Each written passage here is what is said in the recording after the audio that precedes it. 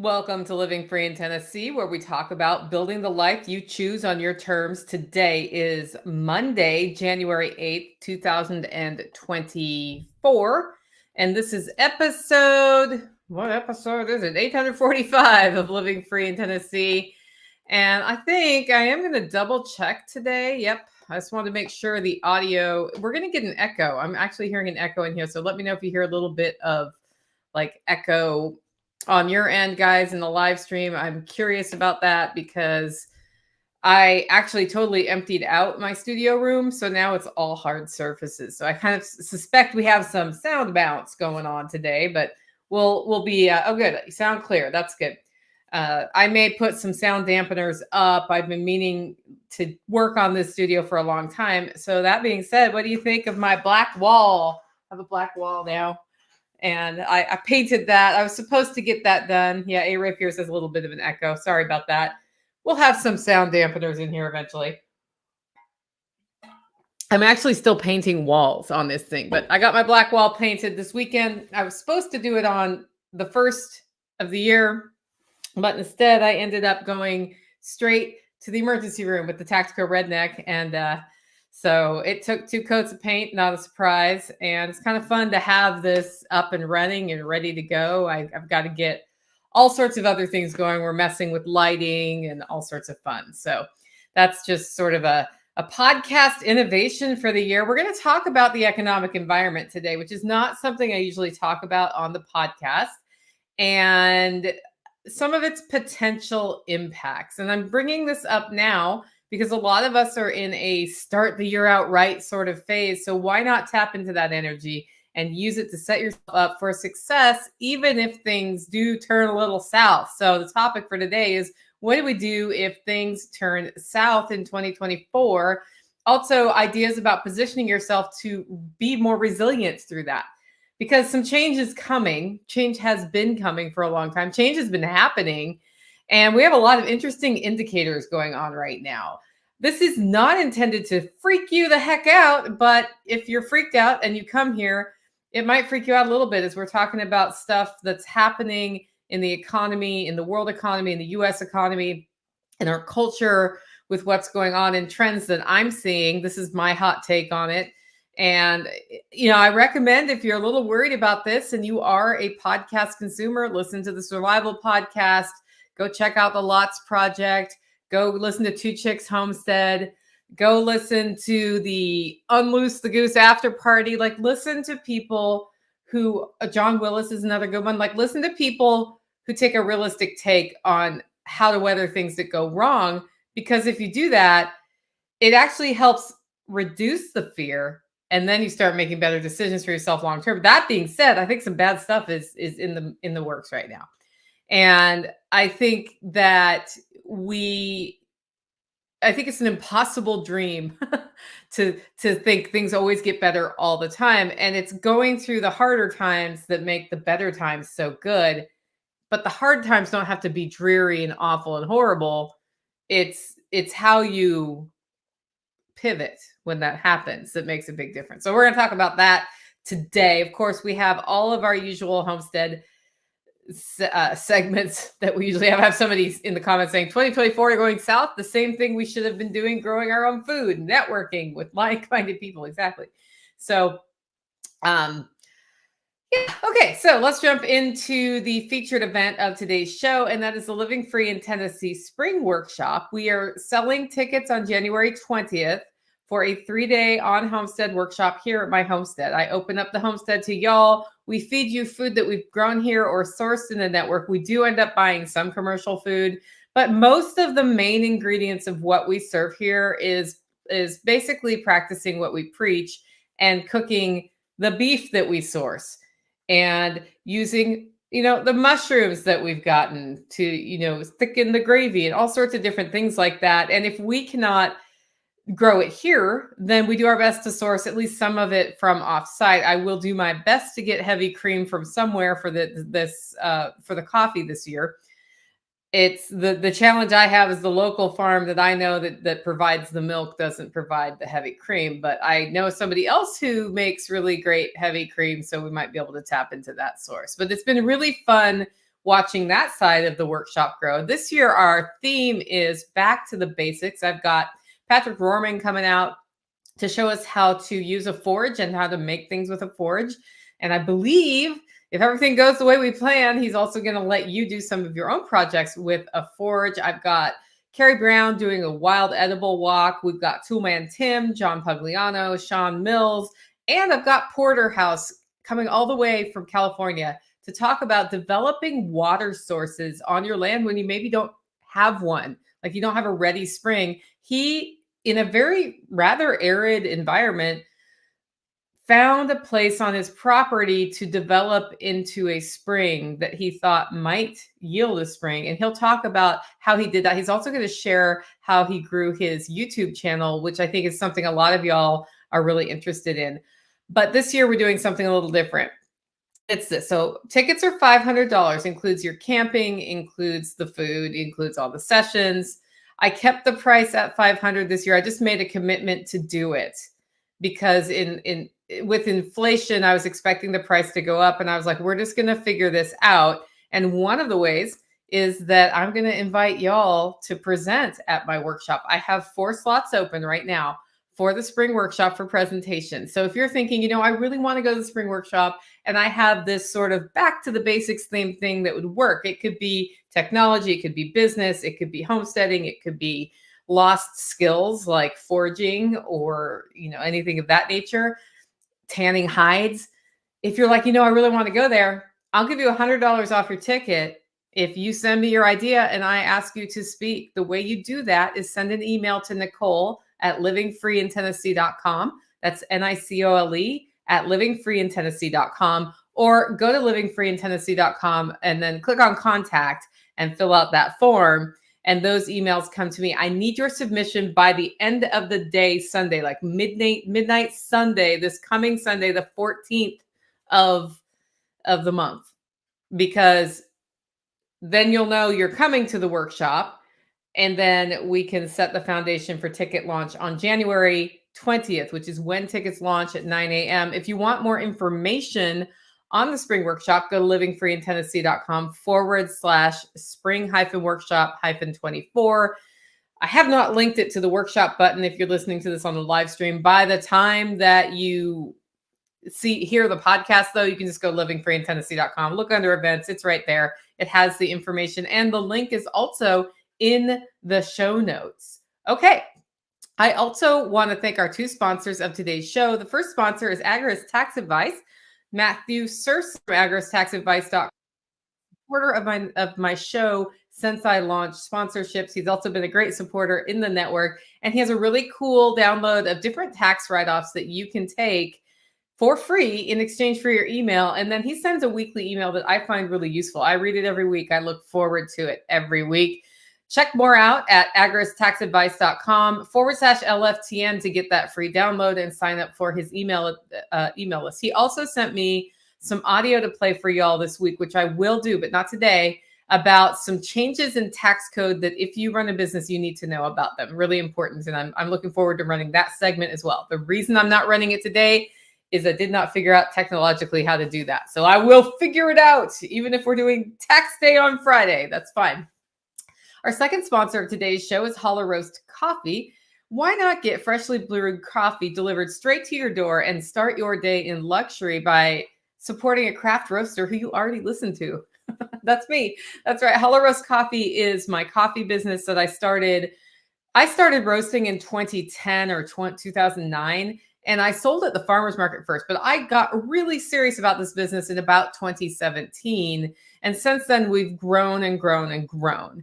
And it's been a really great experience getting to know different people's coffee preferences, answering questions over the years about coffee, and just having an awesome product that I know makes people smile when they have a cup of coffee. In fact, when I wake up in the morning, first thing I'm thinking is, oh, goody, I get to have coffee, because at this point, I don't get to have coffee in the day. It's too late. Anyway, you can find out more at hollowroast.com. Lastly, if you want to know what's going on in the network, in the LFTN network, I do send a weekly email out on Monday called the Monday Mail, and it just talks about what's going on here. It gives you the show schedule for the week, highlights the last week's shows. And then we have area of network news where we talk about things we hear about going on in the network, highlighting other people our events, like just sort of a calendar of these like next couple weeks, this is what's going on. And a lot of people have told me they found it useful. I share a recipe of the week in that, and we sometimes have a homestead tip. So that's over at livingfreeintennessee.com if you want to sign up for that. And I have a question in from the live stream already that I'm just going to handle right now. It's from Survivalizer. If you're taking questions, how would you market coffee shop in the metro area like Greater Phoenix, Arizona area?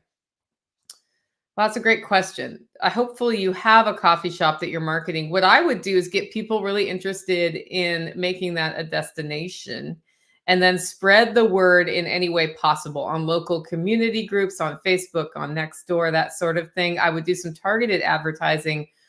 Facebook and YouTube in general, you have pretty good targeting. So I'd get some videos out and do some targeted advertising based on people who are nearby. And I think something that works really well for local venues is to have sort of a regular schedule of things you can come do. So a coffee shop lends itself to music, right? Or trivia or that sort of thing. So you can have some book readings, poetry readings, something like that might be really fun.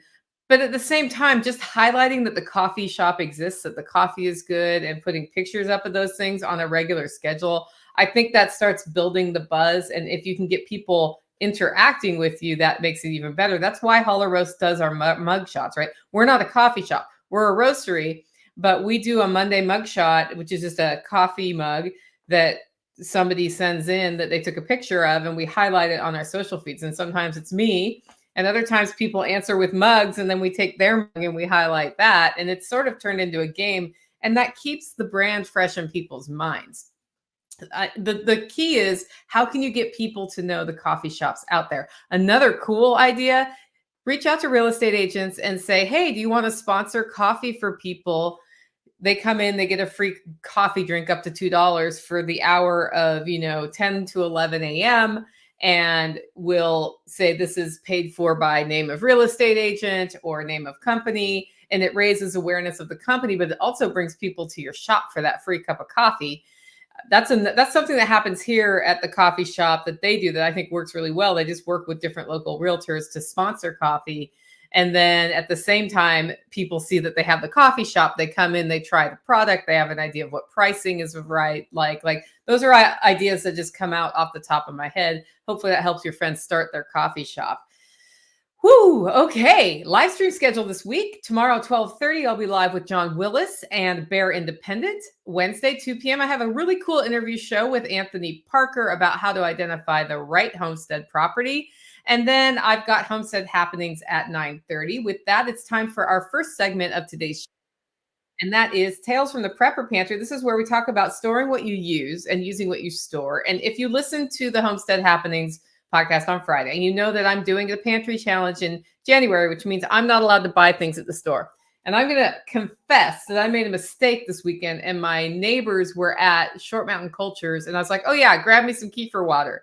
And I realized that I'm not allowed to buy stuff, and just habitually when somebody's there, because it's a couple hour drive from here, or an hour drive from here, I'm like, yeah, buy me a case of kefir water, because that's what I do on the regular. And it didn't even occur to me I'm not supposed to buy anything. So I am not drinking my kefir water that I bought. What I am drinking is the total number of kefir waters that I had at the beginning of the month. And I'm actually letting myself mix and match flavors if I want to. But I had 12 kefir waters on January 1st, which is just it's like a fermented beverage. And it's something, I mean, I don't drink a whole one at a time, but it's something I like to have instead of like a cocktail, because alcohol free. And it's delicious and not super high in sugar.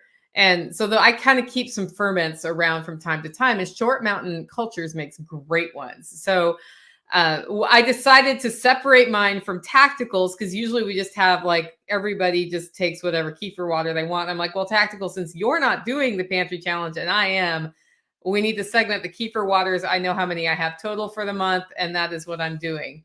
Kefir water just tastes like a not very sweet, but kind of a little bit sweet fermented fruit beverage. So it's It's like a less strong tasting kombucha drink. And it's got a little bit of fizziness to it. It's great over, like, I just use my big whiskey rocks and I'll pour in a 6-ounce glass. I'll pour some over it and just drink that at night instead of a cocktail. If I feel like I need to celebrate the day with a mocktail, it's one of, it's a good mocktail sort of thing for me. So that happened. I thought during this month for the Prepper Pantry, give you the update on how it's going with the pantry challenge. And I took it I'm doing it a little differently than Dawn. She was like, okay, stock up, guys, so that you can do January.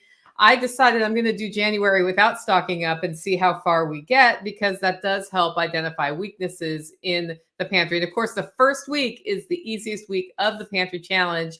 So this is what I'm going to tell you what we ate last week as part of the Tales from the Prepper Pantry January challenge. And the first thing is the chicken started laying eggs again. So I had taken out of the freezer a 2-year-old bag of frozen scrambled eggs that I prepared and had never used. And it defrosted in the fridge. And I was like, well, at least we'll have eggs and I'll just cook one big egg. So I did like ham chunks, eggs, basil, and Parmesan cheese. And you'll understand why Parmesan cheese when we get to my weaknesses area. And just made a giant skillet of that lasted for 3 breakfasts. But we started getting eggs. So I also started being able to cook fried eggs again, just like fresh fried eggs, which is awesome. It also means I'll probably be able to do some deviled eggs next week. And the reason we have to wait till next week, by the way, is that when I discovered they were laying eggs again, they had been laying eggs for a while and I didn't quite know how old the eggs were. So I'm cracking them one at a time. So now it's like I have the ones I found all at once. And now I'm getting like 4 eggs a day from our 4 hens. Also, the ducks have started laying eggs again and they are in duck jail. So hopefully we'll get duck eggs again too. And then we're going to be like just covered up in eggs because I've got, I think, 40 or so ducks. I'm not sure. Somewhere between 20 and 40 ducks, some of which are female and most of which are female and some of which are male. So in addition to that, I've just been starting my day in the freezer to decide what the next day's meal will be, or pulling out several days at a time. We had roasted chicken over onions and potatoes that I did in the Romer Top, which we talked about last week what the Romer Top was.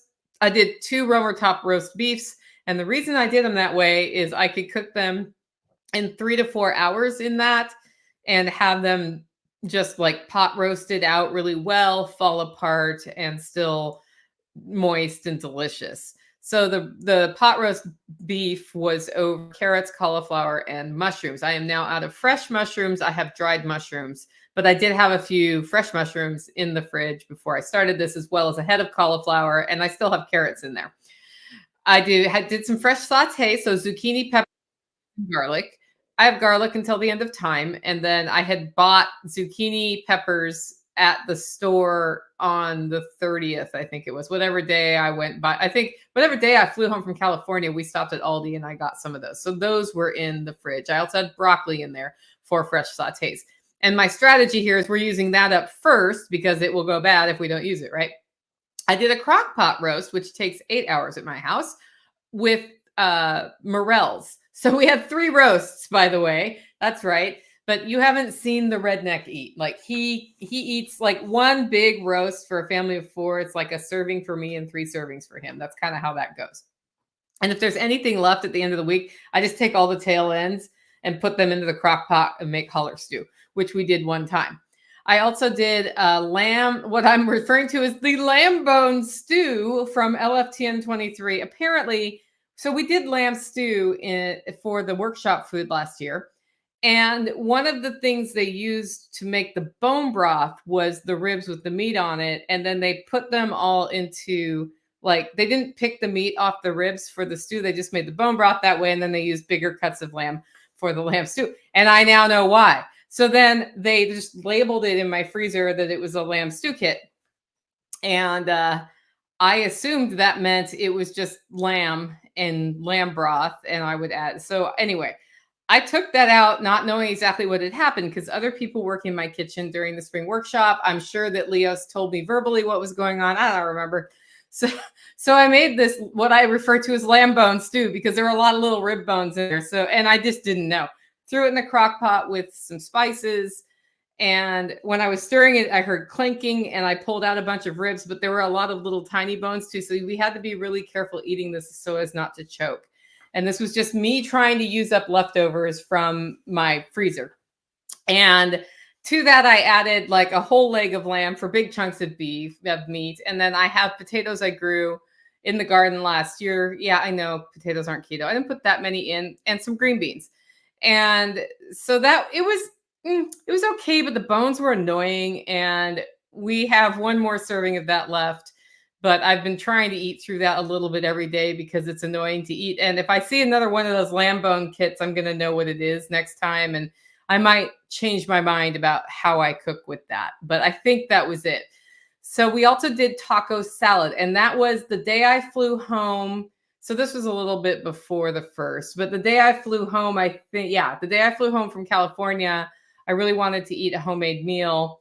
And so I made taco meat. And then last week, at the beginning of the week, I hadn't pulled stuff out of the freezer for the week, so nothing was defrosted. So I made more taco meat basically, which I just mixed like the ground beef with spices like garlic, pepper, cumin, maybe basil, maybe not, onion. And if I want a tomatoey flavor, I take like a half jar of my homemade salsa and throw it in there and simmer it down. So we turned that into taco salad. Of course, I don't eat tortilla chips, so it's just taco salad without the tortilla chips.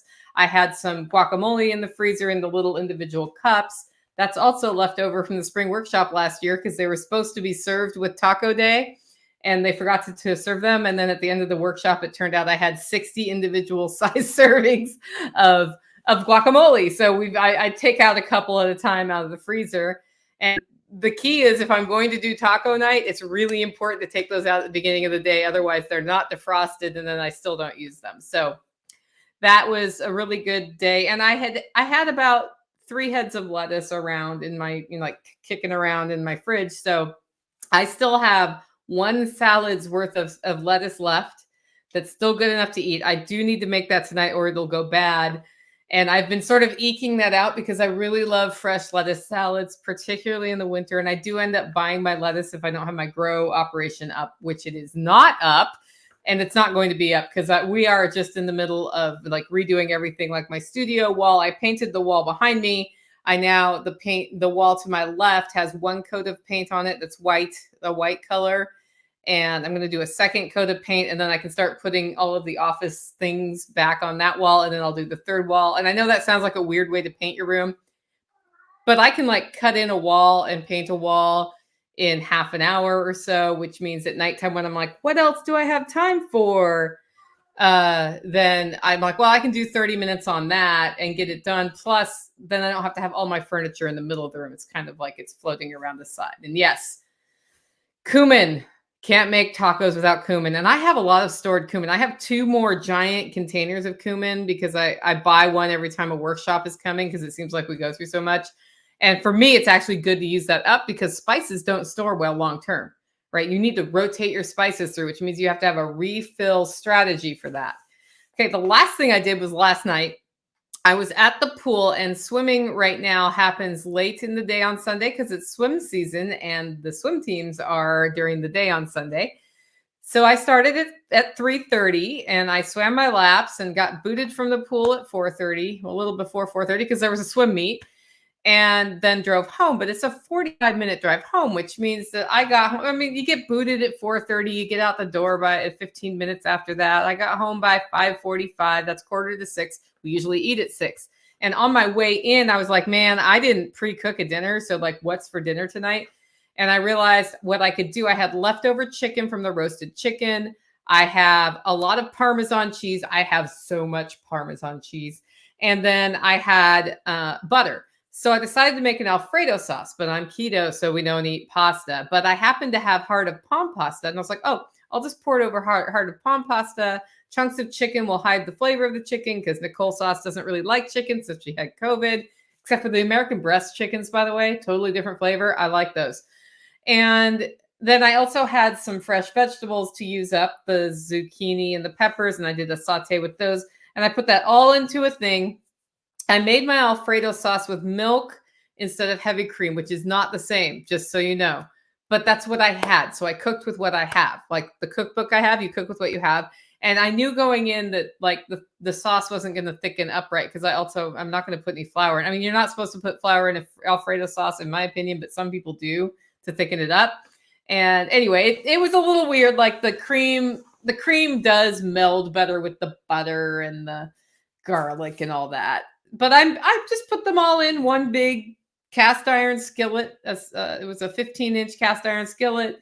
Served it up, and I was like, you might want to eat this with a spoon because it's a little watery if you want the flavor of the sauce. It was delicious. It was totally delicious. Like I actually look forward to making that dish when I have heavy cream in abundance, because right now I have less than a quart of heavy cream and the rest of the month to go. And I'm allowed to have my farm subscription. So I get a half gallon of milk every week, and it has a little bit of cream on the top if I separate it. But other than that, that's what I've got to work with, plus my freeze-dried milk. So I am like, at least I'm eking out the heavy cream because it's ultra pasteurized. It'll last until about the 24th. It'll be gone by the 24th. Don't you worry. Yeah, cornstarch, no way. But yes, cornstarch would also firm up that sauce if I'd wanted to. But I'm staying off the grains this month too. So that was on the no list for me. That's actually why I didn't thicken it with flour. I don't actually have cornstarch in the house right now. It turns out my cornstarch is missing. I'm actually going to unpack all the way before I confess that I have no cornstarch, because there might be some somewhere in a box that's packed up from the remodel. So that's pretty much what we ate all week, which is not a terrible experience. It was healthier for us. I have lost 2.5 pounds this week just by eating at home. And that's not a bad outcome. So holes that I've noticed so far in my pantry are the usual holes. One is cheese. And this is because this fall I was so overcommitted to speaking engagements and travel and then deaths in the family and all of those things that happened, that I did not make my usual bout of cheddar cheese. I usually order from the dairy extra gallons of milk, and I make cheese a couple of times in the fall, right? And that's, if anybody who knows Bradley, it's his dairy that I get it from. I'll make cheddar cheese. I will make some goat cheeses, some goat cheddar cheese or a goat Parmesan cheese. And I get those all ready, and then I store them in the freezer if they're done aging. Cheddar's just better if it ages. Cheddar is better. But, like the soft cheeses like mozzarella, I will store in the freezer and then pull it out, defrost it, and use it.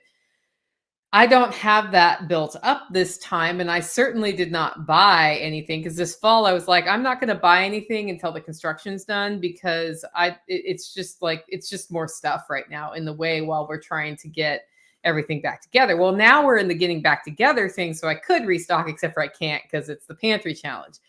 Heavy cream is always an issue for me because the local dairy I work with they're just too busy to sell heavy cream. And then of course there's a cycle with cows. Like this time of year is not the heavy cream time of year. When the grass starts coming up in the spring, then we get more heavy cream. And so it's also seasonal. And I've always just sucked it up and put milk in my coffee for that instead of heavy cream, or I buy store heavy cream. I would like to get away this year from buying store heavy cream, but I really like heavy cream in my coffee.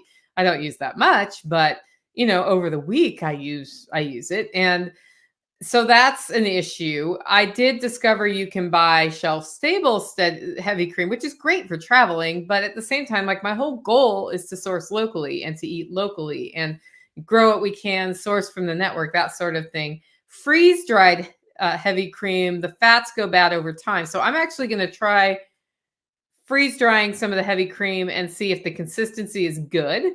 But I freeze dry my milk and then I just reconstitute it with less water, and it sort of behaves like heavy cream when I do that. So that's been my workaround for that. And the other thing is that fresh vegetables are not a thing. Like I can go out and forage root vegetables right now. I've got radishes in the garden right now, and there are some greens starting to come up like watercress, which means we can do salads with those things. And stinging nettle is up, which means I can do a stinging nettle soup using up some of my milk. And stinging nettle soup is delicious. So that's how I get fresh vegetables, because at this time of year, without my lettuce grow operation going on inside, stuff's not growing. I got Swiss chard in the aquaponics system. I actually need to water that today and then make sure it's covered when it drops to 15 next week, and hopefully it makes it through. So there are some winter greens coming on, but it's not like the vegetable abundance that we have all summer long. So that is just a weak spot in my pantry. That being said, I have plenty of canned goods, and we have canned green beans coming out our ears because last year was a great year for green beans. Yeah, Strong Roots Resources says 2024 LF Teen foraging class is going to be better than ever. I know you've been finding new plants. I've been learning from you, Carrie, with your posts. So Carrie's doing the wild foraging walks at Living Free in Tennessee's 2024 workshop. So that's going to be pretty darn cool. So those are the holes I've identified so far. I'll let you know by the end of the month what other holes are there. It's interesting to see. Dawn Gorham ran out of hot sauce, and I was like, well, do you have tomatoes? Do you have peppers? Do you have vinegar? And she was like, yes. So I was like, that's hot sauce. So she made some hot sauce.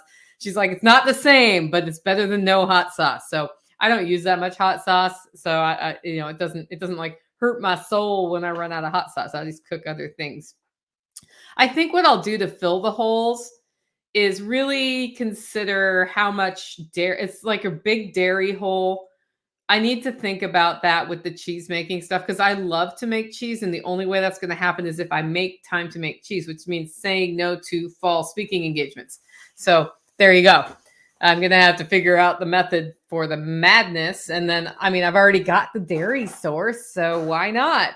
And I guess the only other thing I wonder is who else is doing a pantry challenge in January. Are you doing it? Let me know how it's going, because I'm curious how people are, what you're coming up with as you do this. I know when we did the pantry challenge a few years ago here, Clydesdale Homestead, she was like, we ran out of car nuts.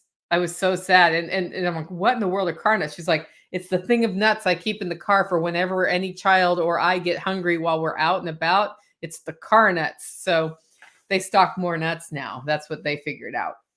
Question. I'm going to be pulling a trigger on a freeze dryer. Besides freeze-dried Skittles, what would be a good product to sell to help offset the cost? A-Rape here, know your market. Go out there on Facebook Marketplace and see what's selling locally. Go hit a couple of farmers markets, see who's selling freeze-dried stuff, and then find your niche. So freeze-dried Skittles and candies absolutely sell. We've got a local couple here who are also doing just basics like freeze-dried tomatoes, or they've made like chips out of Swiss chard and stuff like that they season first and then freeze-dry. Freeze-dried broccoli is delicious.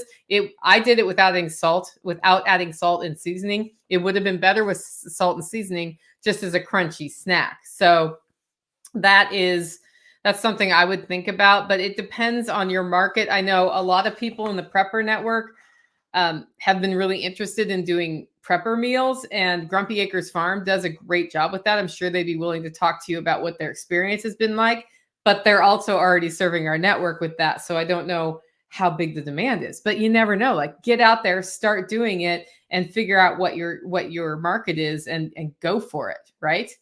So that's what I would do. And also use my affiliate link if you're going to buy a Harvest Right. Like, hit me up for that, because that makes all of my days better when that happens. Like I got a commission. Like, I get that many commissions from Harvest Right sales because I'm not like trying to push an expensive freeze dryer on anyone whose budget's not ready for it. And we're going to talk about that later in the show.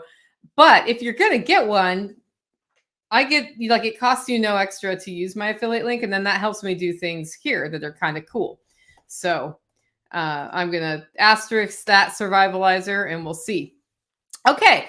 Next up is a shopping report from Joe, which totally fits the topic of today's show. Dollar Tree was first. The food coolers are still mostly full, but the drink coolers are now about half full, and mostly with like standard brands like Coca-Cola or Pepsi. The sad cooler with the compressor that can't get going is empty. Other stock in the store is in good shape. Whatever minor thing we've come here to get has been in stock. Let's see. I'm going to skip through exactly what he. Okay, Home Depot was next. There was no tag on the rack for the 2x4x8, but online shows it at $3.25. And Menards had a sale out where you could use a coupon and get 2x4x8s for $2 each. So if you have a Menards near you, check that out, by the way. Cordless tool area in front is rather prominently featured just before Christmas, and it's almost entirely cleared out. There's a lot of empty spaces there now. I'll keep an eye on it at future trips. Here are the stock levels at Aldi. Produce is not mounded up, but there are also no empty spaces. They've had plenty of canned cat food lately. We found everything we wanted. Staple prices are as follows. A dozen eggs are $1.65. A gallon of whole milk, $2.98. $2.98, guys. Remember when you could get a gallon of milk for $1? Heavy cream, $4.69. Remember when that was under $2 in 2020? Butter, $3.69. That's come down. Bacon, $4.25. Potatoes, $3.99. Sugar, $3.09. Flour, $1.99. 80% lean ground beef is $4.49, and that's up. So that's the shopping report from Joe. And oh, wait, despite the growing escalation of Islam versus civilization in the Middle East, untainted regular gasoline remains $3.69.9 a gallon. I went out again later to Food City for dry cat food, and there was plenty. That's actually something we'll talk about a little bit going into this. Oh, hey, Sue Zoldak's on. That's right. In celebration of Sue releasing her annual Christmas gift to her customers, we're wearing the Zoldak flannel shirt. Plus, it's cold in my house right now. And I know I'm going to get in trouble for wearing your logo on my podcast, aren't I? But I'm warm and I'm happy. So there we go. That's right. I was going to send you a picture of this in the wild, Sue, because I thought your staff would get a kick out of it. Anyway. Okay. Next up is Operation Independence. This is where we talk about the financial stuff. And I'm just going to highlight one business unit a week for a while. I wanted to let you know how Hollow Roast Finances did. So early on in the podcast, I would go through each business unit that we're running and talk about like total monies in so that you can see how we're cobbling together different revenue sources to transition from having a full-time job to building my own revenue stream. And this was interesting this year. Hollow Roast gross sales by the numbers were within $100 of what they were last year. And that looks as follows. At the beginning of the year, we were about 30% higher. And then over the summer, it dropped a lot. So it went below our usual. And then starting in September again, it went up with a particular spike around Christmas. So I think that's an interesting data point. I would say that happened. If you look at how I was marketing Hollow Roast, there were like brand schizophrenia occurred for me starting in the spring, going through the summer. And then Sue, who's in our live feed right now, reached out. She's like, "Are you okay?" And I was like, "I'm not okay." And then she helped me like calm the heck down and start focusing again. And then sales started again. So the proof is going to be in the pudding going into this year, but it was not my goal to have a flat line on my company. I like my company to grow every year, right? But at least I didn't lose, right? I mean, that's my bright side of the thing, but that's how our finances looked this year. And number of orders were identical. So same number of orders, almost exactly the same revenue. And I had one big order come from a customer who usually orders in November this month. So there was one person I know who delayed just because cash flow was a little weird for them. So I'm going to keep my eye on that. Sue's like, "Folks, she was not okay." Sue, I've not gotten my mug yet, but I do know UPS was here today and I just haven't been down. So I'm excited because I saw what it was. I saw the big reveal. For those of you who don't know, like customers of Sue get this really cool Christmas gift every year. One year she gave him Hollow Roast coffee with a mug, and she's done like tea with a mug. Last year was chocolate chip cookies with, I can't remember what that came with. Was there a mug with that too? Which mug was that? I don't know. My favorite one is still the black one with the red, like that big coffee mug. But I like the little espresso trios too, because those are perfect for bone broth. That's what we serve bone broth in here as well. So, yeah, I'm super excited. Yeah, I really appreciate you reaching out to me on that one, Sue. Okay, so that's what's up with us on the Operation Independence side of the show. With that, it's time for the main topic for today, and that's what to do if things turn south in 2024. A lot of you are wondering, like, why is Nicole Sauce doing a show like this? And I'll tell you why. It's beginning to look a lot like 1971 out there. It looks a lot like the 70s, but a little bit of 70s on crack, which is cause to take a good hard look at that, I think. Now, this is just my analysis, and I'm interested for those of you who hear me say things and are like, I don't quite agree. Like, shoot me an email because I want to keep this discussion going. But this is just my brainstorm on the plane when I was yeah, she's looking it up. It was delivered today at 12:30. That's right. I was frantically getting my citations ready for this show at 12:34 today, Sue. Um, it's beginning to look a lot like the 70s show. And what was happening in the 70s is there was rebasing of the dollar. We had inflation happening at a quick rate. It was hard to find a job for a lot of people. My grandparents saw the real value of their retirement in the period of a year get cut in half, which was really hard for them. They thought they were going to have to go back to work. They figured out how not to, though. I have an uncle who made a ton of money during this time by making the right decision because interest rates went up. So there's a lot of things kind of happening turbulence wise in the economy and in society that are interesting. And a lot of people are alarmed about it. And I'm not going to say you shouldn't be concerned, but I am going to say when we make decisions from a place of fear, we usually make the wrong decision, and that's usually driven by short-term fear. So we're like, there's war in Israel, the world's gonna end. And yeah, Beth Emily's saying I remember the 70s pretty well. Well, if you take the world's gonna end approach, then it does for you. You can make your own world end just by making the wrong decision. And my favorite example of this is somebody I know who sold everything they owned and moved into the country away from everything and did not have a job for several years because they thought that our economy was going to crash and that they would need to live off the land, because where that went in their head was living off the land. And a couple years later, they had no more money and they realized they had to go do something to build money. And they started by sofa surfing and had to rebuild their whole life because they'd gone all in on the fear. So today, please, with me, do not go all in on the fear. But let's talk about some of the stuff that I'm seeing anyway. And you can tell me what you see as well. And the first thing I see is that we've had a lot of inflation in the last few years. Things cost more than they used to. And I started like poking around at numbers for that. And like a conservative estimate's like 10 to 11% since 2022 January. So it's 2 years. And some people are throwing out numbers that they can justify as high as 21%. That means that it's somewhere between, you spend $1 and it's worth 90 cents now, and you spend $1 and it's worth 80-ish cents now. And I am doing my, like I have a math teacher in the comments who's like, that's not exactly right. I know. We're just doing general numbers here. She's going to go with me on this, I'm sure. And that's because here's the thing about inflation. Is there's the official numbers, and you can come up with 10.37% or whatever it is that it cost. Like this bottle cost 10.37 more than it did in January of 2022, right? But what are they looking at? Right?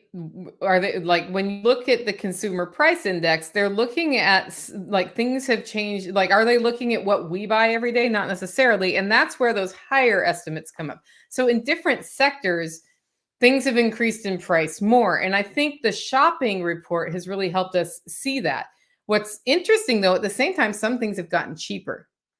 In January of 2022, I think a 2x4x8 was somewhere between $8 and $12.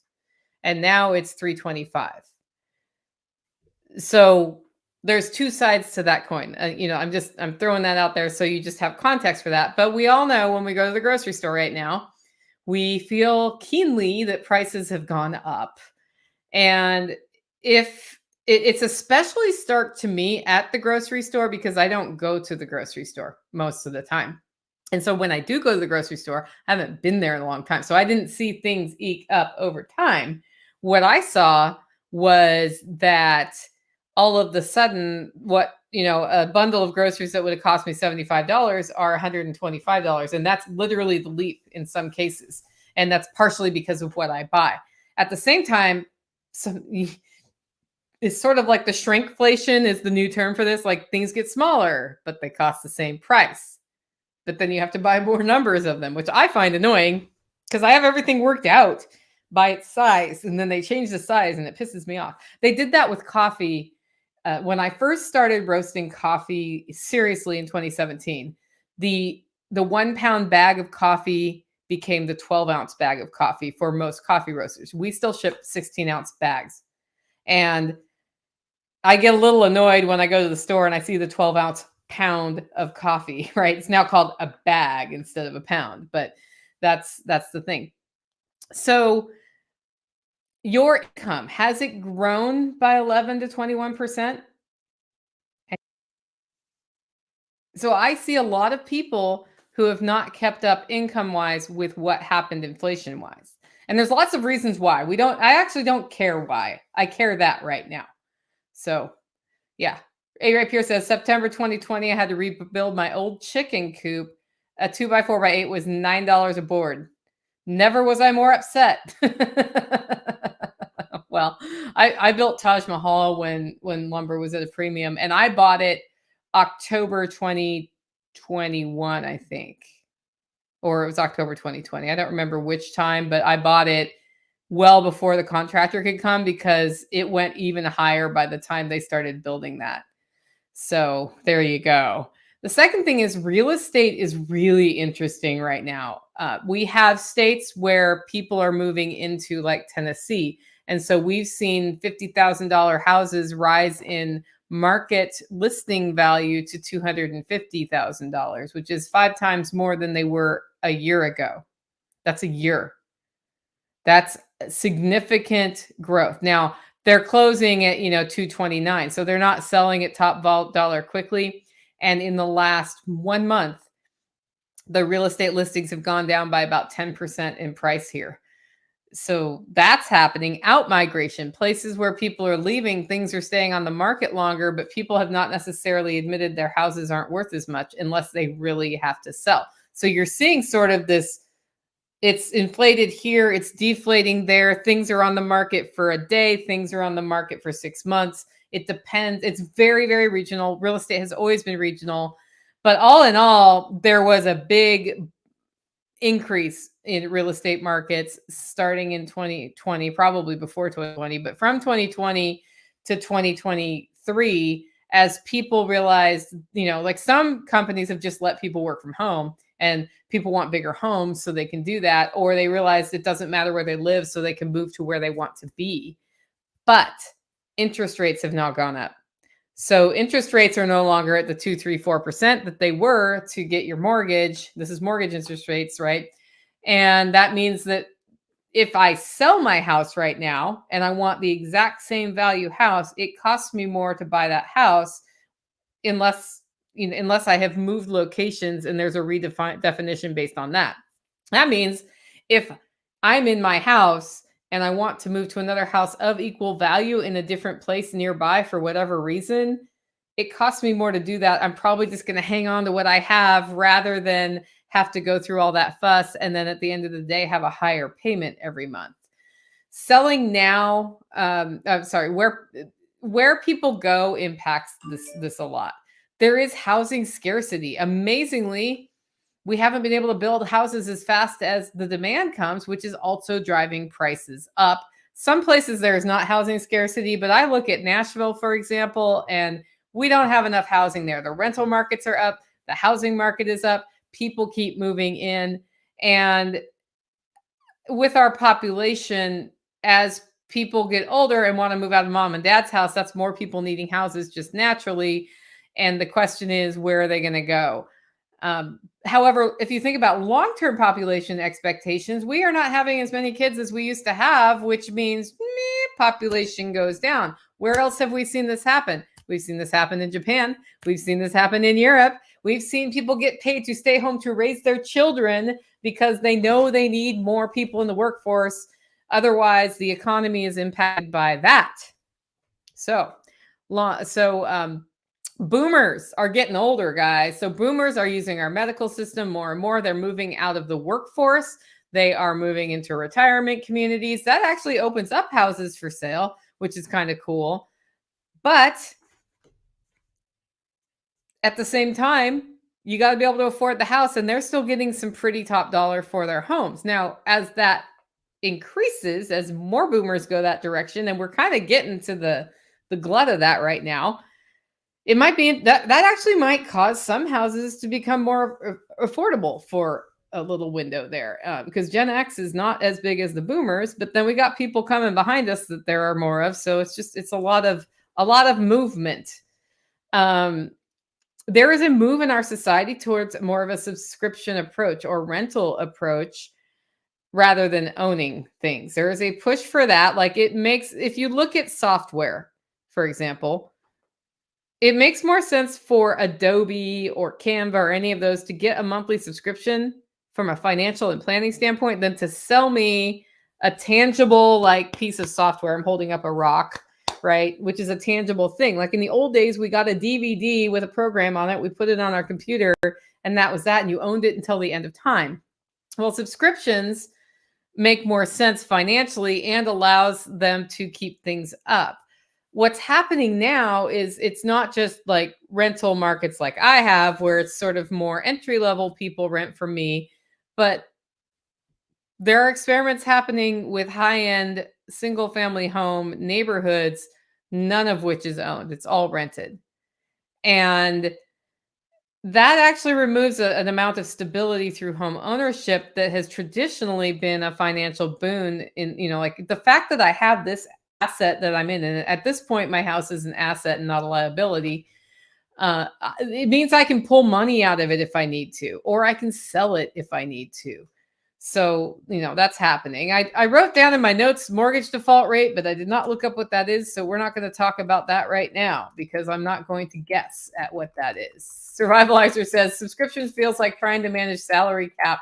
Yeah. And what happens with that is the price keeps going up, right? But at the same time, you know why they do it. Like if you're smart with your business model, you're figuring out how to get memberships and subscriptions as well. Like Hollow Roast Coffee exists today as it is fairly predictably because I have a number of customers who love the coffee and they buy this package of coffee once a month or once every quarter. That's been instrumental to the stability and success and planning capacity of Hollow Roast Coffee. So it's not necessarily a bad thing to build into your life, but and definitely a great thing to build into your business. But there's a risk there of not having the tangible thing. And you can buy property now and own property and then use that as a foundation for future prosperity. But I also know people who have built their entire prosperity by never owning property, by always renting, because they're like, I never have to fix anything. So I just choose a place and the landlord has to deal with it. So it kind of depends where your focus is. And I'm throwing that out there, but that's what I'm seeing in the real estate market. There's a war in Ukraine, in case you didn't know that, and a war in Israel, and there's war. Lots of war. It's interesting to see the federal reaction to war and wanting and calling for more intervention as we go into an election year. And I think they're related. That's just me. It's an election year. So right now, the president's going to be starting to campaign to be reelected. And then the other side is going to try to get their guy in. And then, third parties are going to mess around the edges and not really do much. And it happens every 4 years. This is a cycle we see every 4 years. And we nerd out on it. I mean, like Sue and I nerd out on it a lot. But if you look at trends of an incumbent running for office, what does best for an incumbent is if the economy is actually doing better. Or if there's an imminent threat they have to defend against. So we have to keep that guy in because they're the guy necessary to make it happen. Right. So with the election year, I'm expecting to see lots of interesting hot takes on war, on the economy, and all sorts of other things. But there's an opportunity in there too. But with that, it's more communications pitting us against them, us against them, us against them. I happen to know Sue Zoldak, who is, I don't know if she's still in the comments, but who was in the comments, organized a group of people who work in political communications across all spectrums to share best practices through networking to get over the divisiveness rather than to just, assume that because that person works for a Democrat, I can't ever talk to them again. And we've really walked away from that. I think in politics, there's always the name calling and the shit tossing and all the things that we do and the us against them. But the communications environment that I see is that it's gone beyond friendly debate or even some tense debate into vilification of people and dehumanization of people who don't agree with you from both sides. And I'm actually not okay with that. I am willing to talk to somebody who is not of my political standpoint because I will end up learning something from them and they will challenge me. And that's a good thing. And maybe I'll challenge them and they'll learn something and that's a good thing. Or maybe they haven't thought about it from that perspective. Maybe we'll realize what we're fighting about isn't even all that important in the big picture.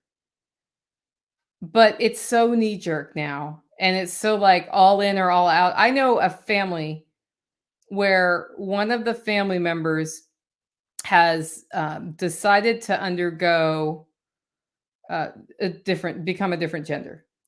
And that's hard on a family. I know several families where this has happened. It's hard on a family because you love each other. But there are all sorts of opinions about that topic. And it is an adult member of the family who's decided to do that. So it's completely their decision. The part that's alarming to me about what I'm hearing from this family is that when the person who is undergoing gender reassignment talks to anybody and that person disagrees with them, they get really mad, call them a, right-wing extremist and stop talking to them. And that means that you have stopped any ability for people to ask questions and learn about it, because if asking a question is construed as, I'm against you, and then you read into this entire list of, I assume these are all your opinions now from here, you've stopped all discourse. And it has it's tearing that family apart. We can't do, I'm more liberty focused. Most of y'all are liberty focused. We can't do that same thing back, where we assume just because somebody asks us something about what we think, what gun rights are, that they're all of these things, on the left agenda. Because when we start talking, we discover, yes, this, no, that, yes, this, no, that, and we humanize it and it becomes a person, and we realize it's a complex person with different opinions, and we have some similarities and some differences, and oh my goodness, suddenly it's not us against them. And that discussion is the discussion that is the most dangerous to people in power who are controlling. Because if we get along, then how do they get us to vote one way or another based on how they communicate about things? That's so in the election year, this ramps up. Technological advancement. Today I saw on Facebook an advertisement for artificial intelligence that can manage my calendar for me. Now, I already use a calendar tool to set appointments that I may actually stop using. But I use a tool right now so people can just set it on my calendar when I'm trying to make an appointment with people that's hard to make. But this is like, hey, just tell me all your priorities. I'll just deal with your calendar and you'll never miss another appointment. Well, I don't know if that works as advertised, but if it does, somebody like me could benefit from that. We have copy being written by ChatGPT that is working for people. We have images being made, like headshots. Sue Soldak was on in December talking about, like, if you don't have a headshot in a suit, like, use AI to make your headshot into a suit. Like, we've got that capacity, and the workforce is mostly unprepared to deal with what this means for their job. And at the same time, there are unrealistic expectations about how fast this is going to come in and what it's going to change, right? So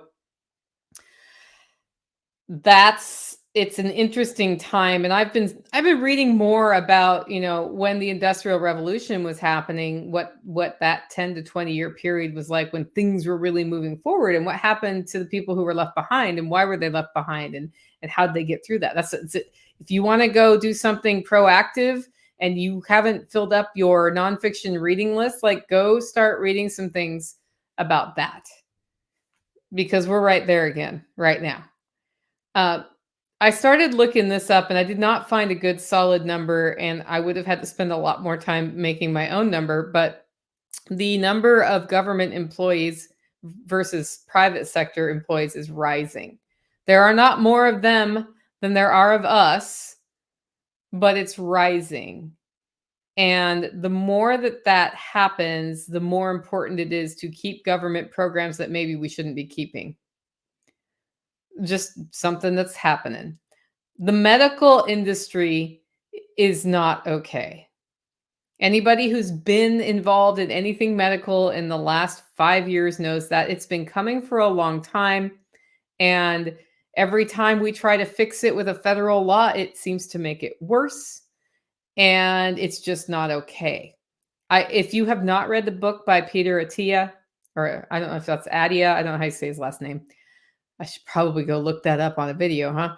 It's called Outlive. He frames it this way: medicine 2.0 is the current, like, medical industrial complex that we're operating in right now, which did great for my grandparents, is doing okay for my dad. I think it's going to totally fail me, though, by the time I need it. And then medicine 3.0. And his core premise is medicine 2.0 jumps in at a time of crisis and fixes it. So, like, if your arm is broken and your bone's sticking through the skin, medicine 2.0 stops the bleeding, puts that back together, and makes it so you can use your arm again. And that was not something we necessarily knew how to do 200 years ago, right?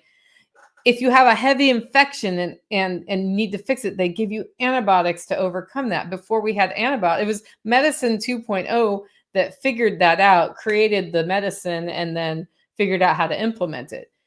Medicine 2.0 looks at a cancer patient and figures out that if we expose them to chemo, that we can, kill all the cells so that the new cells can come back, in theory, and then they don't have cancer, or maybe it goes into remission. And his theory is, sometimes you need that approach, but for these long developing diseases like heart disease, dementia and Alzheimer's, cancer, and metabolic disorders like our friend, the insulin one, diabetes, couldn't think of the word. Sometimes when you're live on the internet, you like forget words. And today the word I'm going to forget is diabetes. Those four happen based on a lot of it's on choices you make over time. And you don't get treated for diabetes until you go over a certain line in blood testing, at which point they're going to say, okay, change your diet and maybe use insulin or other medicines to, like, control this. But you've spent 30 years developing it. And so his thought is, with medicine 3.0, we should be looking at the trends that lead to these four big nasty diseases that happen in our older years, so that people's end of life can be healthier longer, so that your decline is shorter when you die. And that means prescribing things like exercise and maybe some drug interventions and some other things much earlier, before these diseases get defined as diseases.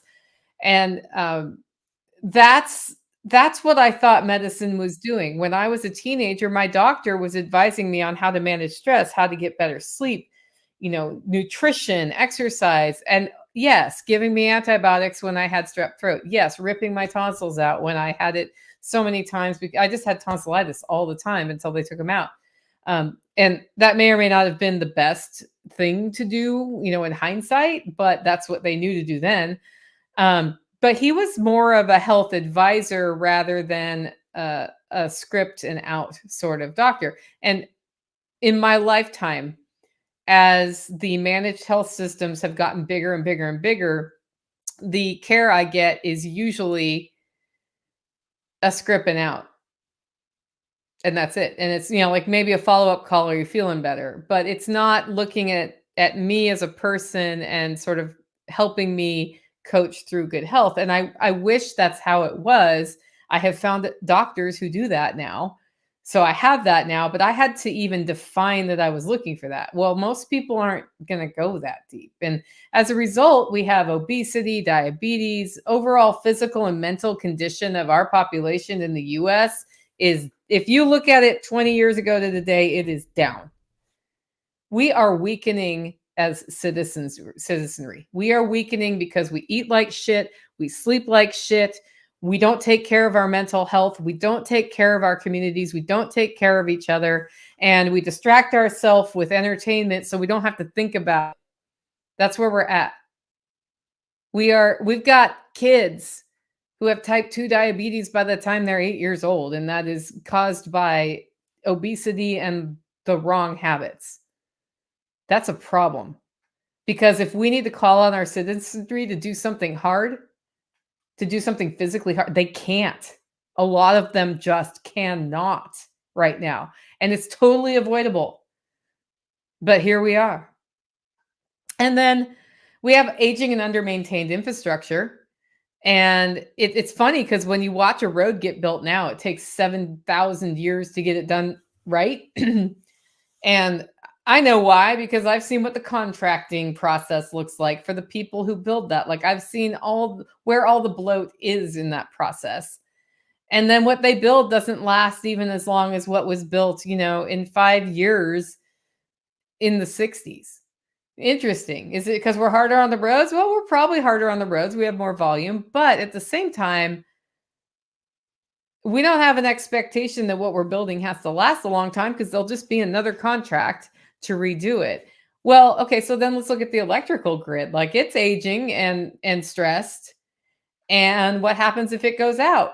Then you don't have power. If I don't have power, I can't stream to you today, right? So that's just under maintained. So I could go on and on with lists of all of the things. This is just non-conspiratorial shit that's going on. And I don't even need to worry about conspiracy theories just with that list. There are many things in play here, and any one of these could pop, right? It could suddenly accelerate, or something could happen to make it worse. Like 2008, when we had the big old the mortgage implosion of 2008. Remember that? Remember the years after that where they were kind of hard, but they weren't impossible, were they?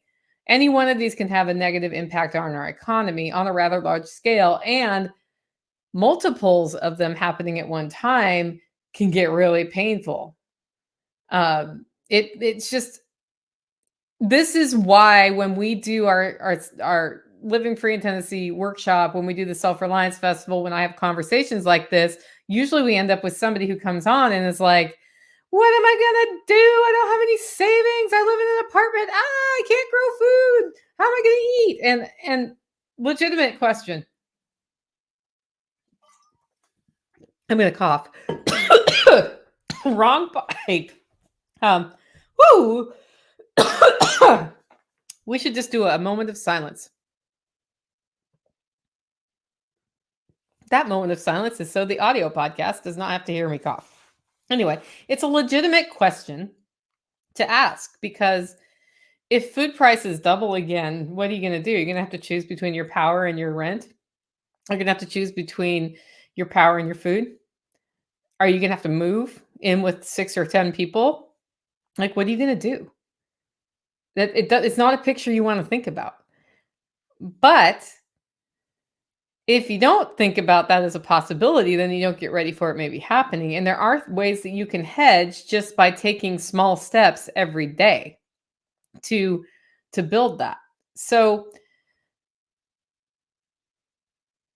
I set that foundation of what I'm going to call toxicness because I think it's important to pay attention right now, and it's a wake up call for us. It's looking a lot like 70s on crack. It's looking a lot like Japan in the 80s, really, for us. And there wasn't mass die-offs in Japan, but there was some. It's not easy there. It was super not easy in the 80s, and what we need to do is acknowledge that this exists. Go outside and cry because it could have been avoided.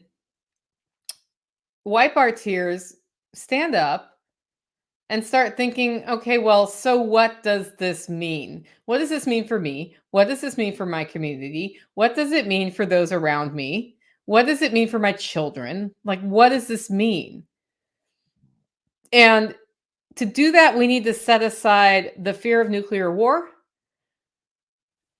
lab developed, diseases that could wipe us all out, EMP attacks, aliens coming down, zombies coming out of the ground, and just look at those things. What could happen as a result of that list? And let's start with the cost of things you need could outpace the amount of money you're earning. It kind of already is for a lot of people. And it has been happening. And you know what? People have still managed to take care of themselves. So part of that is why when Dawn said, let's do the pantry challenge in January, I was like, sure, let me see how my pantry is working. And that's because I view my pantry as a regenerating thing, not as a stockpile. Because your stockpile only gets you so far. Eventually you have to replenish it. So how are we replenishing that?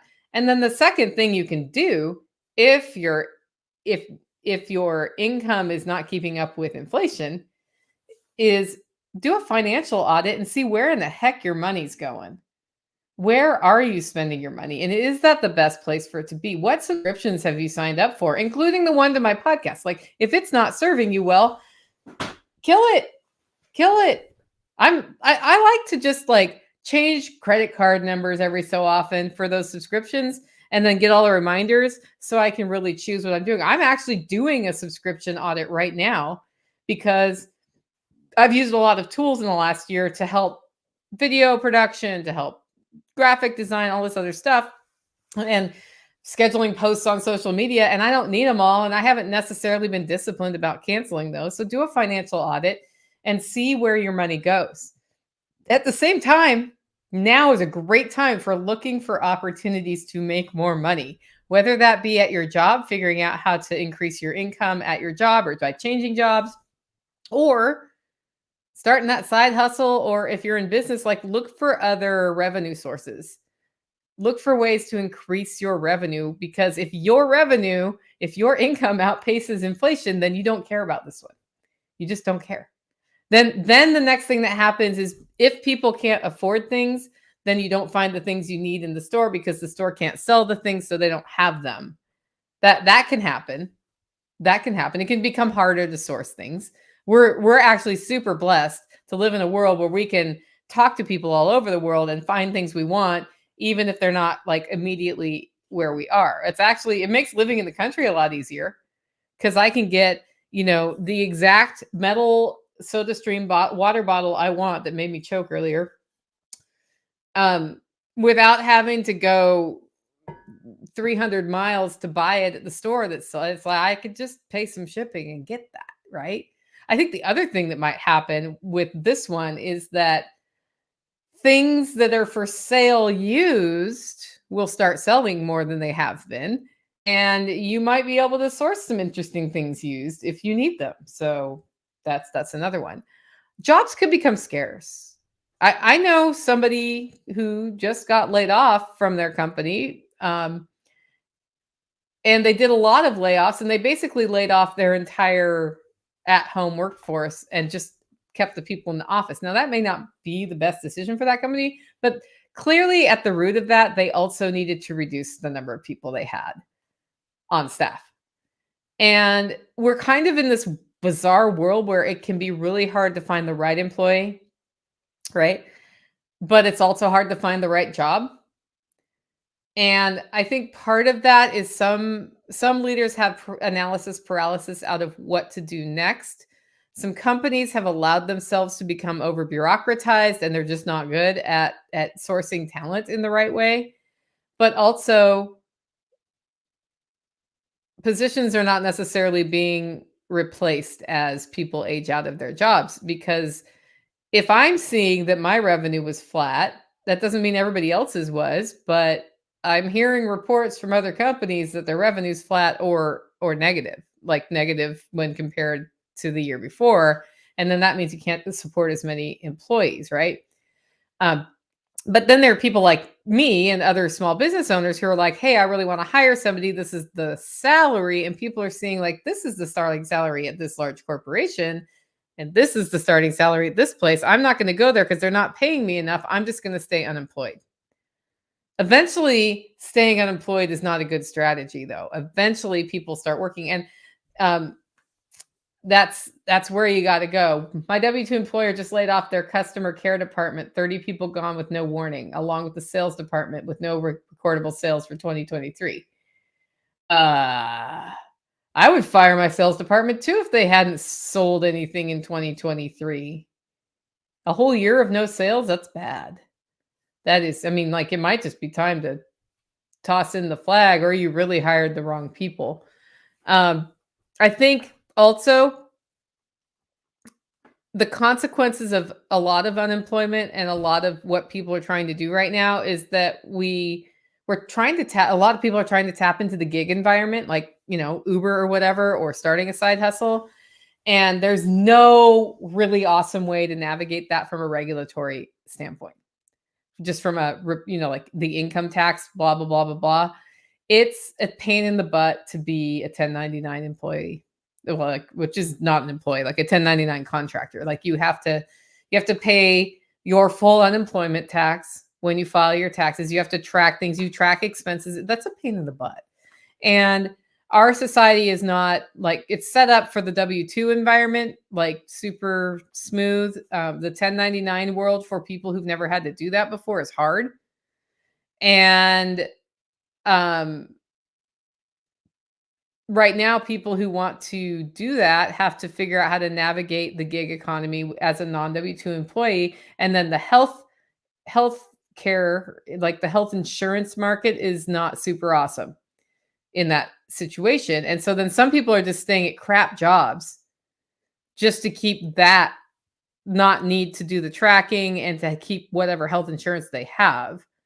And it keeps them out of being a more productive thing, right? Or moving to a company that maybe doesn't have to provide health insurance, so they don't. Like, health insurance is a big one there, right? I think to grow your income stability, though, it's super important to be more in control of where your money's coming from. That's why Operation Independence is something we talk about every single week. Because if an entire sales department and customer support department can be laid off with no warning at all, like, do you think you really matter in that situation if you are the best customer service provider at your company? No, you don't.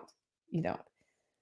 So I really think having other ways of making money is a great idea. And if you are ready to go for it and start your own business, when we have this unstable market, it's actually, and if you start a business now and do well now, you're probably going to do well forever because you've made it through the hard times. So don't necessarily shy away from starting a business because you hear this like, things are a little weird out there right now. Well, in the weird is the opportunity. In the weird is the opportunity. Grow your income stability. Have relationship-based businesses where you have where your loyalty and your customer loyalty actually matter. You don't necessarily need to go be like Home Depot, who serves everybody, to be successful. If you get the right 100 customers, that could be successful. As long as they stay successful, you stay successful, which means, right now you might want to be like, okay, how can I get a 20% buffer there? Get 120 customers just in case I lose 20, right? Um, I think gaining stability through home ownership, which was key and fundamental for me in my 30s, is harder right now for people. People complain like, you had it so easy. You got a house because you're Gen X and blah, blah, blah. I didn't get a house till I was in my 30s. And it was not an expensive, nice house. I had to remodel the whole thing. I managed to get it through hook and crook and determination, and it was not easy. But I will grant you that it's probably not easier right now. It's it's an unrealistic expectation to think you should have a house at 22. If you can, that's great. But no matter what, I think it's difficult to justify paying for it at the higher interest rates because we've gotten so used to having 2, 3, 4% mortgages. But I remember in the 80s when my dad was happy about his 11% mortgage. So he just kind of factored that into the whole cost of the thing. And there's a lot of creative ways to save up that we just weren't doing back then. Like the entire nomad movement, you can really reduce expenses by simplifying in that way and save a lot of money. And then suddenly, if you are in a cash position when there is a deal, you don't have to worry about the mortgage. You just buy the thing, right? Or if you're in a heavy cash position and have somewhat stable income when interest rates drop a little bit, then hey, you're in a good place, right? I think keeping hold of your property long term, so long term view, keeping hold of your property in a market where your property tax increases based on the market value of your home makes it harder. That means that into retirement, you need to be thinking about how do I make more and more money to pay the stupid taxes so I can just stay where in this thing that I own. I actually think property taxes are criminal. I probably think all taxes are criminal, but those are particularly difficult because when you're at your physically weakest, they keep raising the price on you to force you out of your house, I guess. Like that's kind of a crappy thing that they do there where it's based on market value rather than if you're going to tax, then just lock us in at what we bought our house at. Right? That's how we've budgeted. That's those taxes aren't designed to keep me in my house. Those taxes are designed to be to bring money into the local government, and in some cases they are designed to push you out of your house so somebody else with more money can buy your house and then they're participating in the economy. So that being said, I strongly suspect, and a lot of other people strongly suspect, we may see interest rates go down for a time this year. And when that happens, that makes properties more accessible from a mortgage payment standpoint. And that means if you are in a position to buy because you've been a good little aunt and you are saving your money and you have a property you want, you can take advantage of that. But don't just hear this and then wait. If you find the right property at the right price for you, you don't necessarily need to wait for that window. But I do think that window's coming. And I think a great way to hedge a time when things are increasing in value and interest rates are they're higher. I'm not going to call them high yet because they're not high yet compared to what I've seen in my lifetime. A balance of being in a cash position to be able to buy and having tangible assets that are appreciating because of inflation is a good balance to have. I mean, that's kind of like the diversification approach. So that when you see an opportunity, you can take advantage of an opportunity. And if what you have is your time to invest, then when you see an opportunity, invest your time. Don't start talking yourself out of investing your time because this might happen or that might happen. If it's really something that you want, invest your time in it. Eventually it may not go the way you planned. And in fact, it probably won't go the way you planned, but it will go somewhere instead of nowhere. And right now, the worst thing you can do is go nowhere. If you just stand here and go nowhere and stack cash, and then inflation's happening and your cash is worth less and less and less. I mean, it's not bad to stack cash, but you're not going anywhere. Go somewhere. Choose somewhere to go and go there, right? Tangible assets. Tangible assets are awesome. Like if you bought real estate before all this inflation happened, before real estate went up in value, you're not unhappy right now. I know somebody who cashed out of the Portland, Oregon market 5 to 10x on each property that they had purchased because it went through that peak. I actually looked at what my house was worth over Christmas. It was really funny. Somebody did an awesome kitchen remodel on it, totally upped the value of that house, and it sold for about double what I sold it for. Am I sad? No, because I sold it 10 years ago.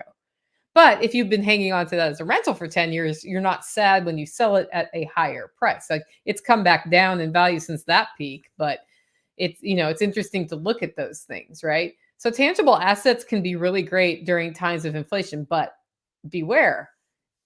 There's some volatility that we're seeing here, right? And that means that you got to know the right thing, or you have to not go all in on one thing. Like that's in general, if you go all in on one thing, that's the easiest way for it to bite you. Right now, we cannot sell many very tangible, awesome things are hard to sell. I have listed on Facebook Marketplace right now for $300, a $350 bed frame and a $350 mattress together as a package deal, new in the box, because I was going to put a king size bed in my room and I decided I wanted a queen size bed and it was too late for me to return them. And so I have them and I'm like, well, I should sell these. And less than half of what you would buy these same exact things today that are selling today, no interest at all for purchase. In fact, they are going to an auction house tomorrow because I'll just get what I get for them. I certainly don't need them here in my life, cluttering up my world. And conversely, I had a day bed in my office that has been here for a long time that I paid $50 for 10 years ago, and I just sold it for $50. And people were all over my butt for that.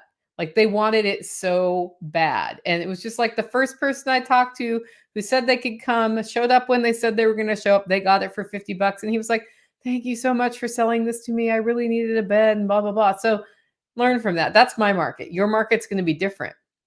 So you see which assets actually mean the most. It's the ones the cheap ones right now. Here, that may turn around though, because my bed deal for somebody who's looking for something a little nicer and brand new, and then realizes it's going to be $1,000 for that. Like let's say that's worth $1,000 in 6 months, and I can get 500 for it. And let's do it this way.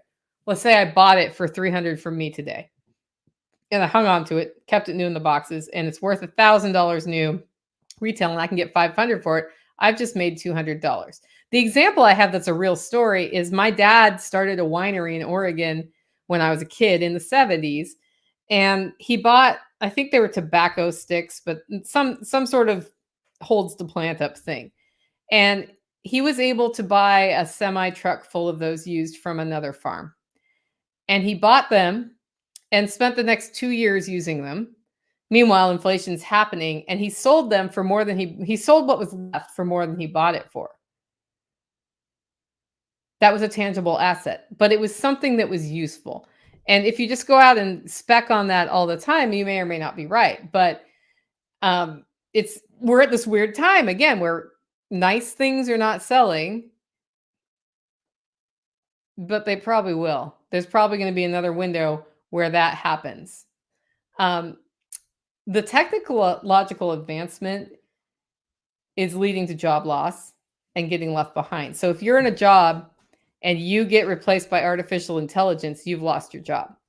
You need to be the person in that scenario who knows how to use artificial intelligence to do your job, who knows how to make the self-driving truck hum, who knows how to do the computerized whatever report analysis, knows how to leverage that into many reports. If you're that person, you stand to actually make more money at that job than you ever have before because you know how to do it. And you may even be in a position where your bosses don't know what the heck, but you do. And that's a great position to be in from a negotiation standpoint. And I know a lot of y'all are like, artificial intelligence is evil and I don't want to learn it. Learn about it first. Learn about what that really is. Learn about how it works. These are things we're scared of because they're different. Learn the things you're scared of. Learn the things you're scared of and then make your decision. But don't just make your decision because some personality told you it's good or bad. Do it yourself. Do the work. Because if you do the work, you're going to be okay. Our monetary system's feeling a little bit fragile. And there's lots of fear about us going to a CBDC, centralized digital currency, basically. That means the central bank, CB, digital currency, is running it. We have been operating on the same monetary system, like electronically, for a really, really long time. And it's totally outdated and it sucks and it costs a lot of money to do it. And I don't see this not happening. And I don't know what that's going to mean for our dollar in the US, but it's going to mean something. It may mean that we are no longer the international currency of choice. I won't be surprised if that happens. And then if that happens, look at what happens to other countries where that has happened, right? That means our dollar isn't worth as much anymore.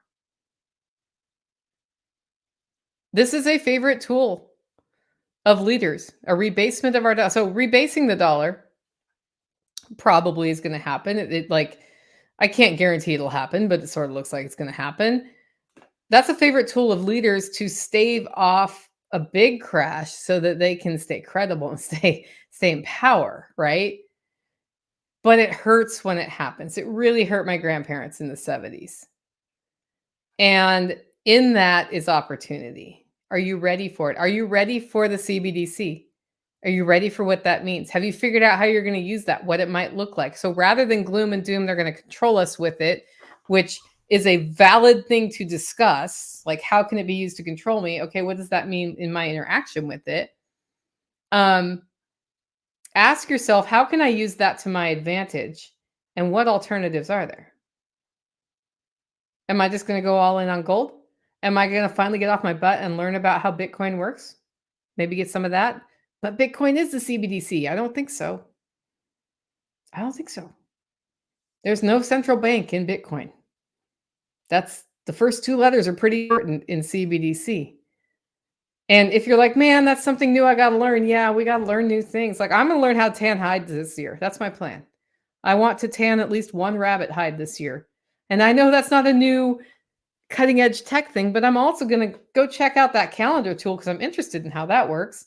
And I've been learning how some of those tools, I learned how Bitcoin works. I took Vin Armani's class on cryptocurrency because I just wanted to understand it better.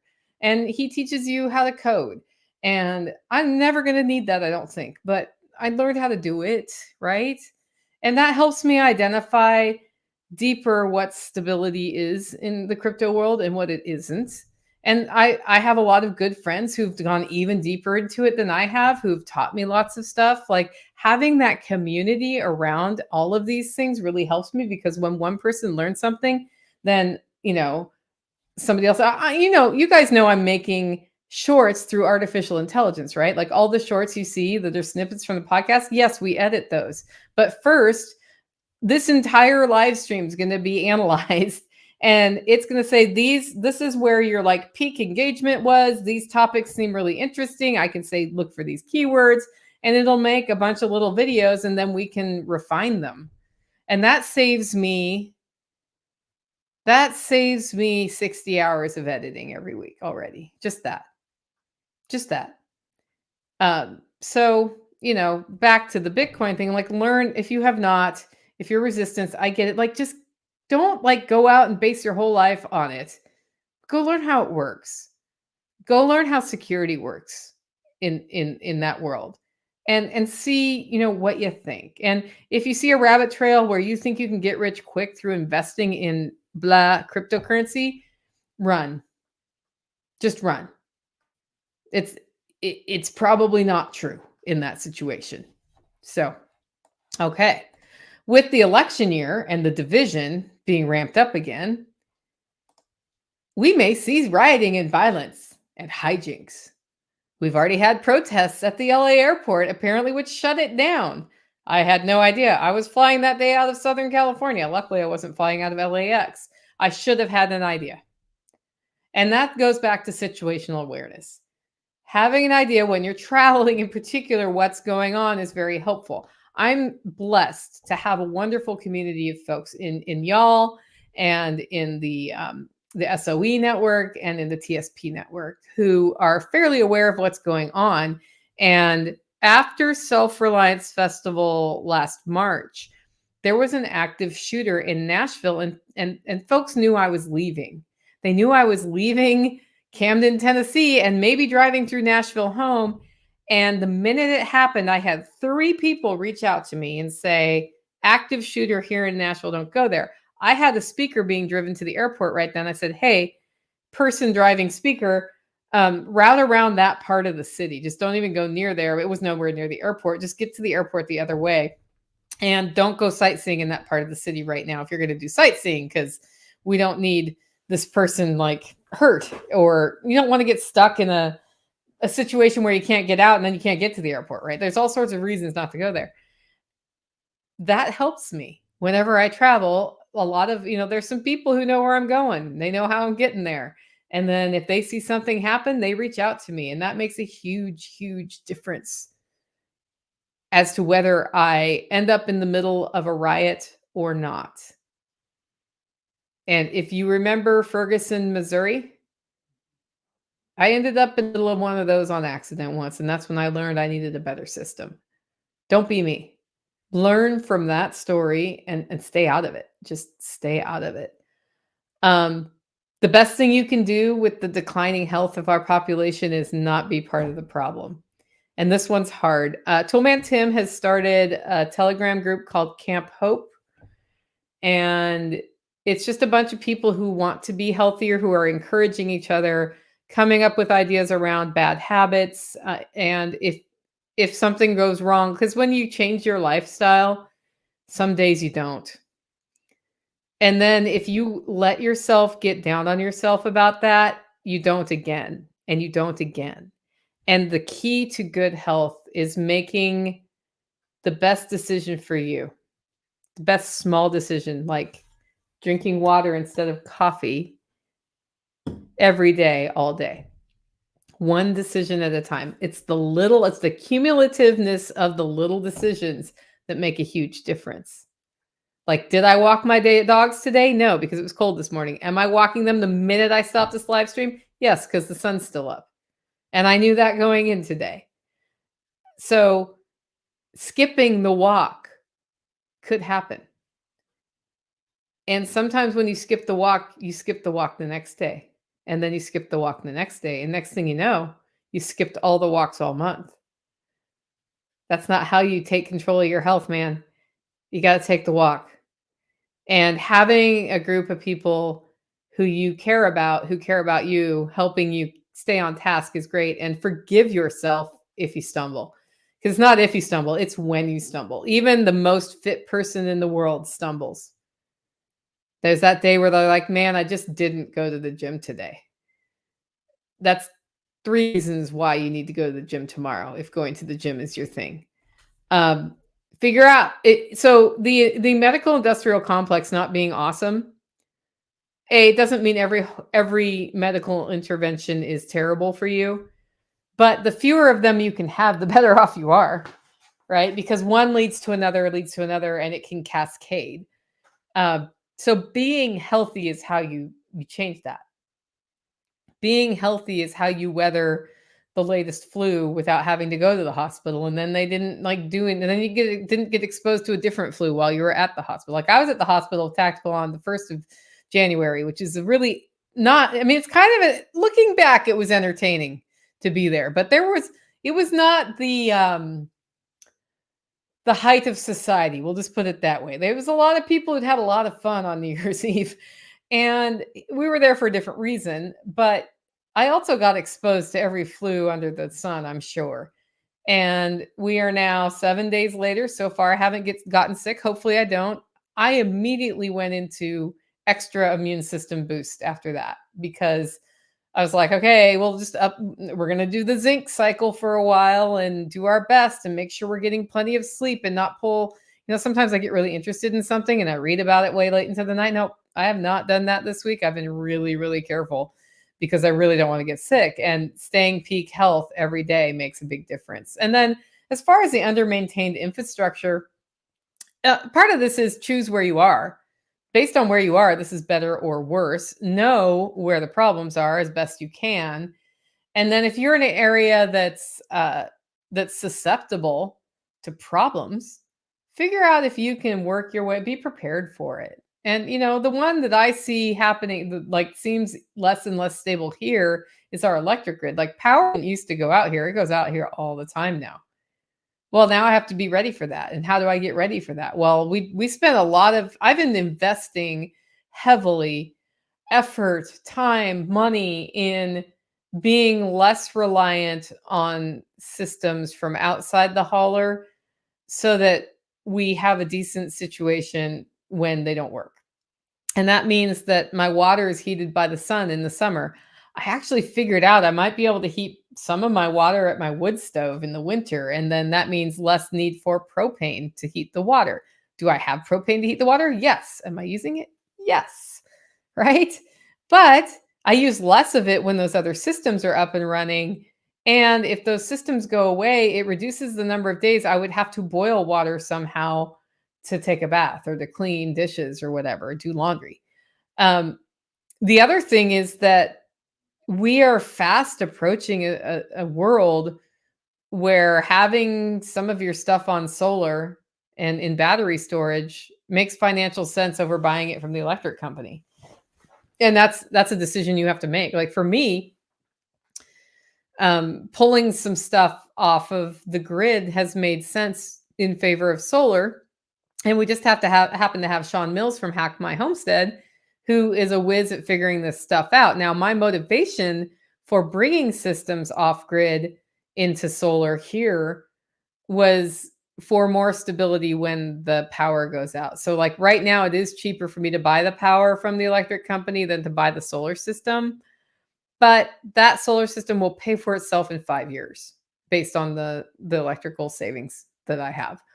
So it just needs to last for 5 years. And that's in part because you get a 30% tax rebate on solar systems at the federal level. Tax rebate. That means 30% of the cost I put into that comes off the taxes I owe to the federal government. That's pretty awesome, right?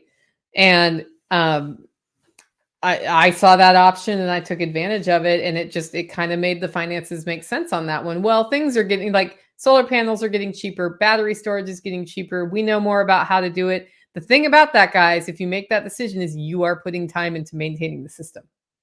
Just know that. You got to know what you're getting into. So it doesn't always make sense to have the solar water heater if you're not going to be able to maintain it, for example. But it is a way to increase your resilience against just things that are not being maintained the way they need to. So, I mean, that's kind of my view. If things go south in 2024, at an accelerated rate in any one of these things, the best thing we can do is increase our ability to navigate it through knowledge, through resilience, through flexibility. I think it looks scary right now, and it has looked scary for it looks so scary, and it's looked scary for so long that people are numb to it at this point. They're in denial, right? But we have gotten through worse than what any of this could lead to, and we will again. The thing we need to do is build the life you choose with an eye towards your community. Like have a real community, have real relationships with people. Have a Sue Zoldak who's willing to reach out to you and say, are you okay when you're not okay? Because they can see it, because they follow you enough to do it. And then diversification. We don't know which of all of these things will pop. We don't know which skill we need. But what we can do is not put all of our eggs into one basket. Because if you drop that basket, most of those eggs will crack, right? Long term, though, look at your long-term success. Focus on building your long-term success. And then the little pops that happen are less of an impact on you. Stockpiling only gets you so far. Stockpiling gets you through some things, right? Stockpiling all of the things and the long-term food storage, all of that, it'll get you through some things. Hopefully you like how that long-term food tastes. But skills, health, resilience, financial stability, underground networks. Those are the strength in any struggle. That's what gets people through for realsies. And that's why we do Self-Reliance Festival and the LFTN Spring Workshop and all of the other events and meetups, like the Lenore City one that I'm going to next week, right? That's why we've been pushing so hard on that, because that gives you your underground network. From that, you learn the skills. You have somebody there to encourage you to get your health under control, who can give you new ideas of ways to be resilient. It's all part of the underground network. Um, and it's always good to know a guy, right? It's always good to know a guy. It's also really good to be the guy that everybody knows. And with that sort of double-edged approach in a community, sometimes you are the guy, sometimes you know the guy. If you have that, that's your strength. So what are you guys building this year? What are you planning to learn? Who are you going to get to know, and how well are you going to get to know them, and how are you going to develop trust? Because that's how you navigate 2024 or pretty much anything else. Like, the answer isn't really different. It's just that we have some very specific things we can work on. Well, I know one way you can get to know people is join the Living Free in Tennessee communities, and we have a pretty active one on Telegram. It's LFTN Group, at LFTN Group on Telegram, t.me/LFTN Group. We have a pretty active one on MeWe as well, me.com, Living Free in Tennessee. And of course, we have a Facebook group. There's all sorts of ways to interact with us. Come to events, like check out stuff, get to know us. Just doing that helps you get to know people, have somebody you can run stuff by. If you need to get your health in order, join Toolman Tim's Camp Hope. Do whatever you got to do, guys, because I know you have it in you. Otherwise, you wouldn't even be here. You wouldn't have stayed here this long. Anyway, if you like the show and want to support the work I'm doing here, you can do it in two ways. One, get your coffee at hollowroast.com. Two, come to one of my events. Check them out. livingfreeintennessee.com/spring-workshop-23 and selfreliancefestival.com. With that, guys, go out and make it a great week.